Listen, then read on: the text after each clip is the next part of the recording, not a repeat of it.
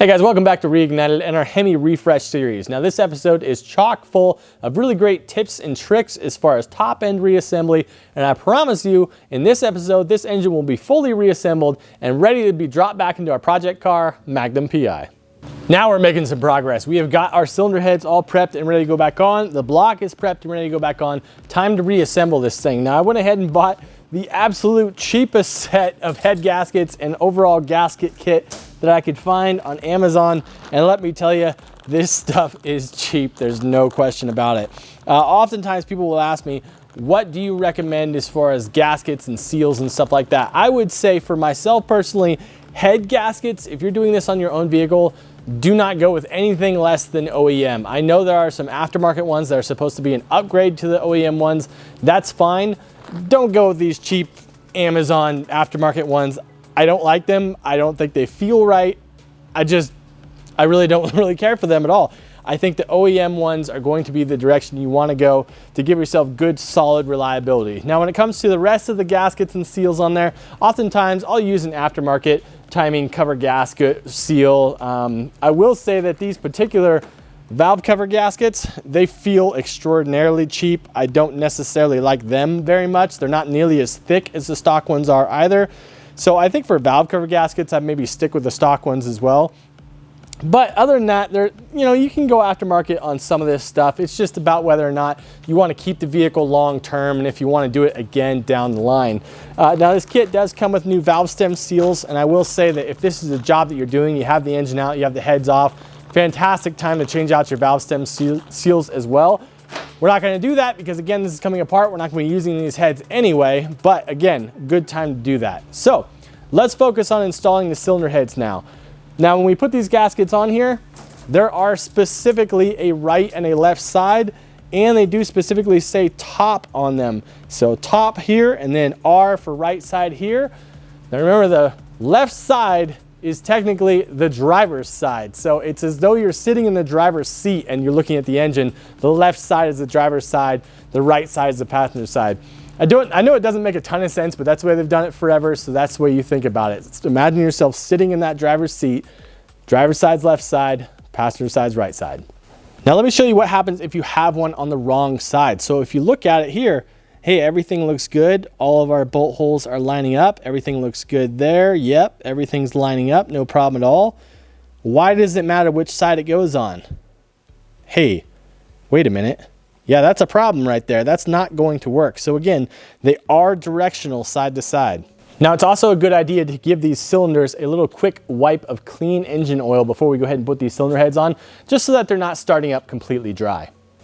The time has come to put our cylinder heads on. Doesn't matter which one you go with first, but it does matter which cylinder head you use because there are differences. Even though either cylinder head will go on either side, you have to remember what accessories bolt to the front of them.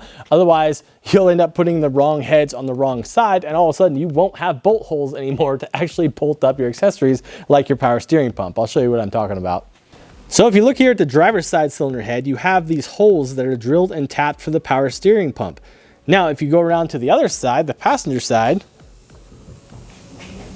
and look here, those same bosses are there, but they are not drilled or tapped, so you'd really run into a problem. Likewise, on the driver's side cylinder head, you have this little boss on the back there with nothing drilled into it. That is where the EGR is drilled to on the passenger side. So again, it makes a big difference which side the cylinder heads go on. I'm going to do this driver's side cylinder head first. Let's go ahead and slip this thing down. You'll feel it kind of connect onto those dowels. There we go. And sit down flush. Now, if you do not feel it slip immediately down over those dowels and go completely flush, stop right there. Something is wrong. It should very easily come down flush right now. So let's go ahead and get some head bolts in this thing just to hold it in place, and we'll start our tightening procedure. Now, a couple of things about the cylinder head bolts I'd like to clarify before we continue.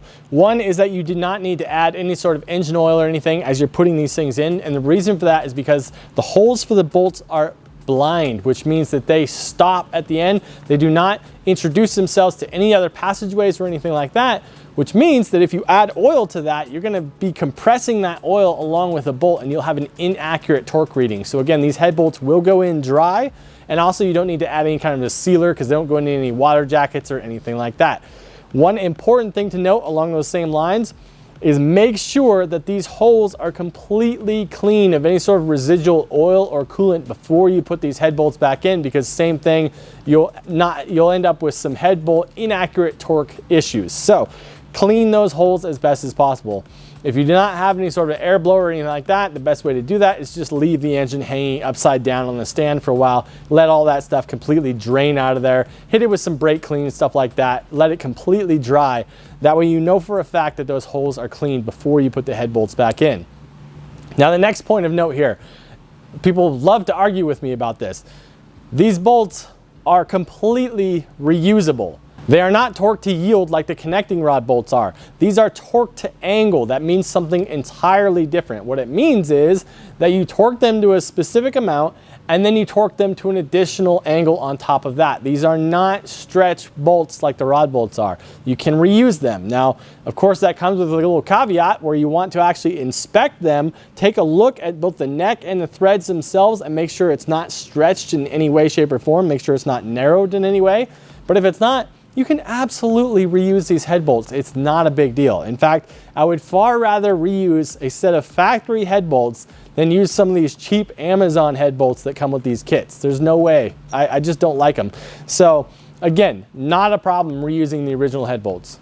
Something that I personally like to do is I will go ahead and run these head bolts down using my little electric impact here. And this is a 1/4" drive impact with an M12 battery on it. It does not have a whole lot of juice. I don't think it can torque much past maybe 12 foot-pounds, somewhere around there. So I'm not worried about any sort of issues. All we're doing here with this thing is we're sucking it down flat, because as you're tightening these bolts, you'll know if they just run down smooth and clean and go all the way to the bottom before they tighten, you're in good shape. However, if you're tightening one of these and it gets hard halfway down or becomes very difficult to turn, again, something is wrong. The head is cocked up on the dowels or something like that, and it's not correct. So if you use this and they all suck down cleanly and tighten evenly, then you know that everything is good and you can continue on with your torque procedure.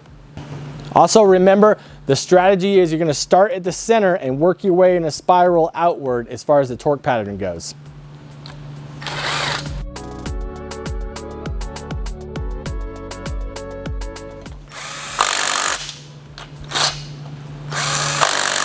You can hear how cleanly all of those went down, so we know for a fact that our head surface is nice and flat and flush, and we can continue on. Also, make sure you're not forgetting these little 10mm bolts that go along the top edge of the cylinder head.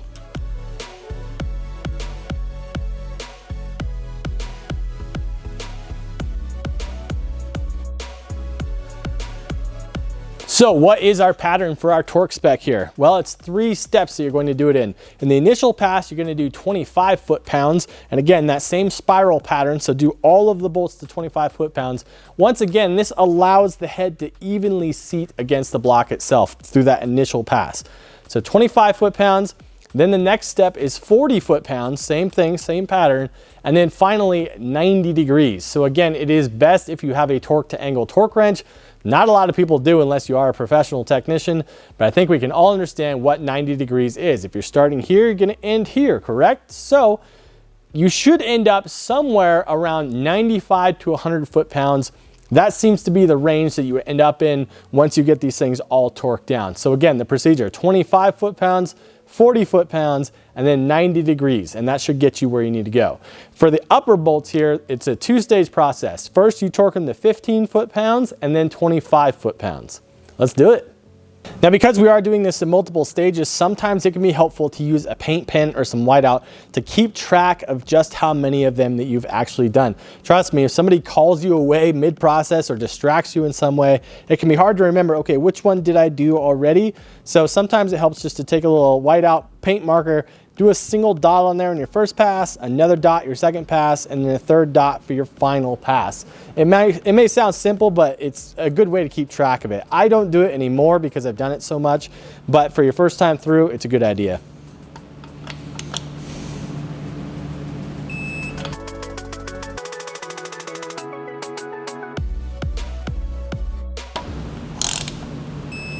Now I'll say this as well, on this initial pass of 25 foot-pounds, you can see just how much I had to tighten it just to get it to 25 foot-pounds, and a lot of times that'll allow the center to loosen back up again. So I'll do that first pass twice in a row at 25 foot-pounds just to make sure it's fully seated.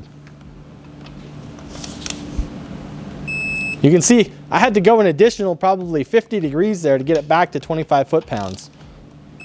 Same thing with that one. And that one was almost immediately okay. So again, double pass, first time around. It's just a good safety measure. Now these outside ones, I shouldn't have to do them much at all. Yeah, see, they're already there.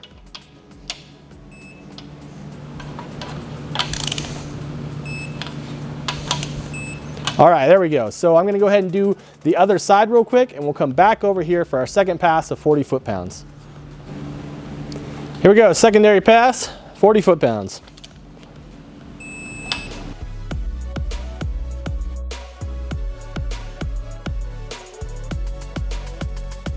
Final pass, 90 degrees.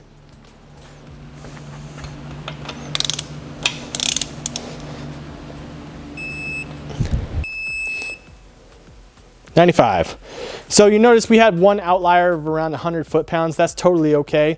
Anything within 4 to 5 foot-pounds of each other, that's not going to be a problem there.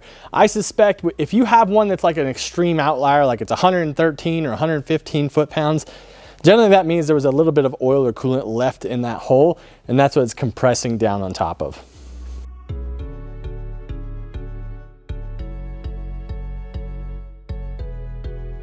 So it's starting to look like a Hemi engine again. You get these cylinder heads on here and it takes on that distinctive shape of a Hemi engine. Now we have come to the most critical part of rebuilding a Hemi engine. Pay attention to this section. So what is the most critical part of a Hemi engine rebuild? Well, believe it or not, it's these guys, the push rods. I would say 9 times out of 10 when people message me on Instagram or whatever and say, hey, I just did this rebuild and I've got a misfire on here. It wasn't there before, but now I have a problem with a misfire. It's because they made a mistake while reinstalling their push rod. So I'm gonna go over this process really slowly, really in depth, because I really wanna cover this subject well so that you guys don't have to run into these issues time and time again. I think in the future, when people ask about this, I'm just going to reference them back to this particular video because I wanna go over it as clearly as I possibly can to help them eliminate these issues when they're putting their engines together. So you've got long push rods and you've got short push rods. Now the long push rods go to the exhaust side and the short ones go to the intake side. Now here is the hole for the exhaust push rod. Now when you push this thing in, you should feel it contact the back of the lifter and you should be able to push it forward at least a little bit unless it's already up against the cam lobe. Now go ahead and shine a flashlight down in here and make sure you're contacting the bottom of the lifter. It is actually possible to get it to the side of the lifter and then it will not go in correctly. Same thing with the intake push rod. Here's your hole right back here. You want to go ahead and slip it down in that hole all the way down in, and you should feel it contact the back of the lifter again. And if the cam lobe is not basically aimed right at it, you should be able to push that lifter forward just a little bit. Now, shine a flashlight down in there. Again, make sure it's in the back of that lifter because you can actually push it to the side of the lifter and not fully get it seated. And then when you start the engine, it'll actually bend this push rod right here. At this point, it's a matter of getting all of your push rods installed. All right, so now those are all in there. Now we are going to put on our rocker arms, and this is where I see the most difficulties for people. First up, we're going to do the exhaust side rockers because I feel like they are the easiest ones to put into place.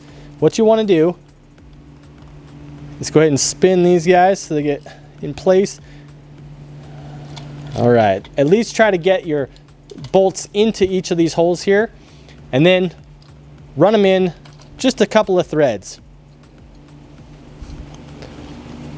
All 5 of them, just to make sure that they have a couple of threads started. Now is when you want to go through and actually make sure that your push rods are fully seated in the rockers themselves. Now as you tighten this thing down, those will become tighter and tighter, but at least with the exhaust side you can view all of them from the top to make sure they are fully seated. Now when we tighten these things down, these bolts are going to be tightened to 16 foot-pounds. Now you want to try to tighten them evenly as well. Don't try to tighten on one side and then move to the other. If you can start in the center and move outward, that's usually a pretty good strategy. Click, click, click, click, click, click, click, click, click, click. Now, as I said, from the top side here, you can see that the push rod is fully seated within the rocker arm itself. And then you just go down the line and verify that they are all in there as they should be, which they are. Now we're going to move on to the intake rockers. These are the ones that can be really difficult, and that's why it's nice if you're doing this with the engine on a stand, because you have plenty of room to work with, and it makes it so much easier, and you'll be so much more confident that it's done correctly. Doing it in the vehicle is absolutely possible, but it's just so much easier. Now, the thing to remember here is that all of your push rods are going to be at a different length, because based on the cam lobe position itself, it could be pushing the lifter up or not. So these are all going to be different lengths, which makes it difficult to actually tighten them down properly, because as soon as you tighten one side, the other side could fall loose, that sort of thing. So you very much need to go in increments back and forth as you're tightening it down to make sure that none of the push rods lose their location in their rocker arm. And I will tell you right now, this is the most common failure point when people are rebuilding their Hemi engine, is their push rods. They do not get them into the correct location or fully seated in the rocker arm. And they're telling me, I don't know what happened. Everything was great before, and now it's got a misfire. This is generally why. You'll notice I'm kind of hand feeding the push rods into place and then tightening down at that location. Because if you just, again, try to tighten them down randomly, they'll all fall out of place and it becomes hugely frustrating. Use your fingers to help guide the push rod into place, and you can kind of feel, there's no way to actually visually see it because they're kind of tucked back down in there, but you can actually feel with your fingers most times if it is actually fully seated in there. Click, click, click, click, click, click, click, click, click, click. So now that we have all of these in place and we believe we have all of our push rods situated, what you have to do before putting on your valve cover, test the system. I cannot stress this enough. Test the system. Spin this engine over by hand multiple times. Verify that each and every valve is opening as it should. It's going through its full entire cycle. Sometimes when you spin these things over, you'll hear a sharp ting noise, and that means that one of the push rods was slightly out of place and then slipped into place. That's okay, because now it is in place. But one thing you might want to do after that happens is go back and recheck your torque on all of your rocker arm bolts. So let's spin this engine over and make sure all of these valves are actuating properly.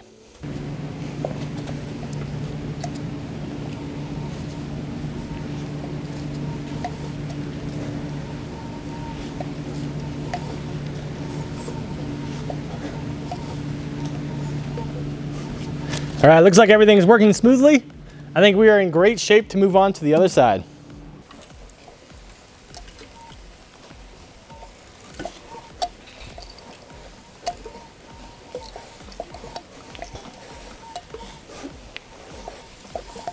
Our rocker arms are on. We've spun the engine over several times. We can visually verify that each and every valve is actuating as it should be. So now we can continue with putting our rocker covers on. So these are the valve covers that are going on the engine. Now, some of you realize that these are not the aluminum ones that I took off.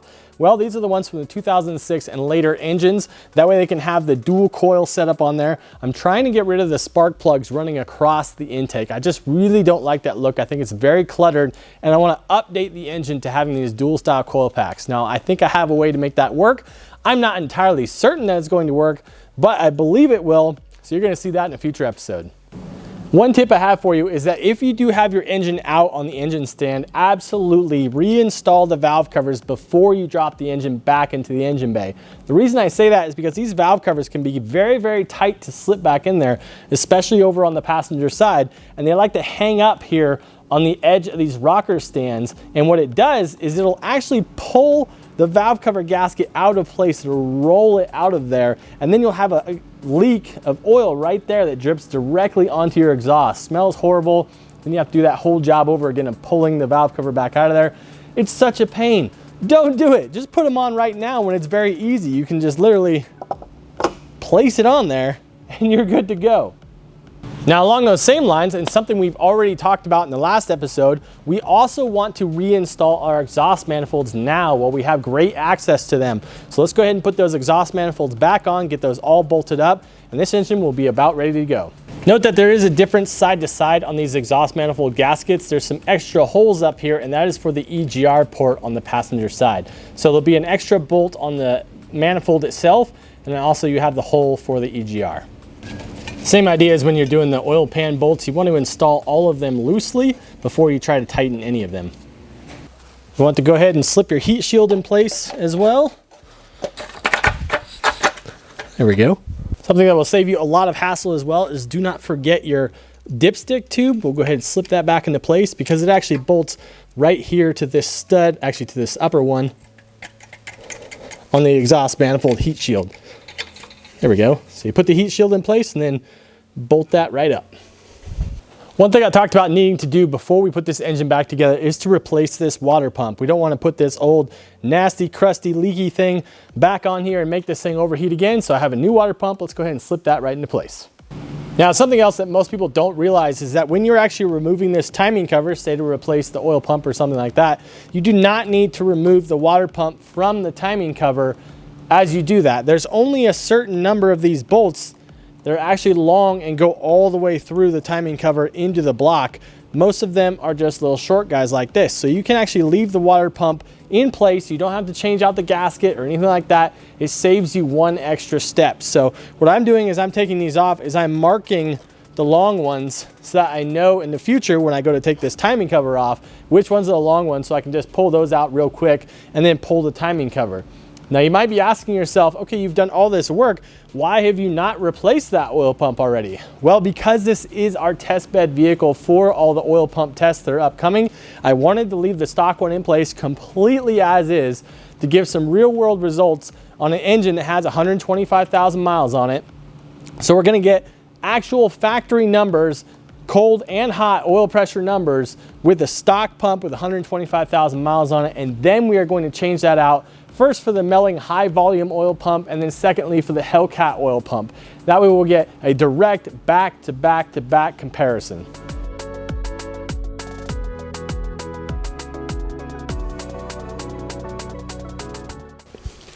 You know, I legitimately don't think I ever noticed this before, but it looks like the long bolts are every other. So once you find a long one, it's every other bolt that is going to be long after that. A lot of people like to try to put some sealer or sealant on this surface here. You don't need it. The thermostat itself, the little rubber ring around it, that is what seals it. You don't need any additional sealer. It just makes a mess. Now, some of you might be wondering about this idler pulley right here on the water pump. Initially, it looks like it doesn't actually come off because it has this little cover over the top of it, so there's no visible bolt on there, but this cover just pops off. Use a little pick tool and it goes pop, and you have a T50 bolt back here, so you can unscrew it and screw it onto the brand new water pump.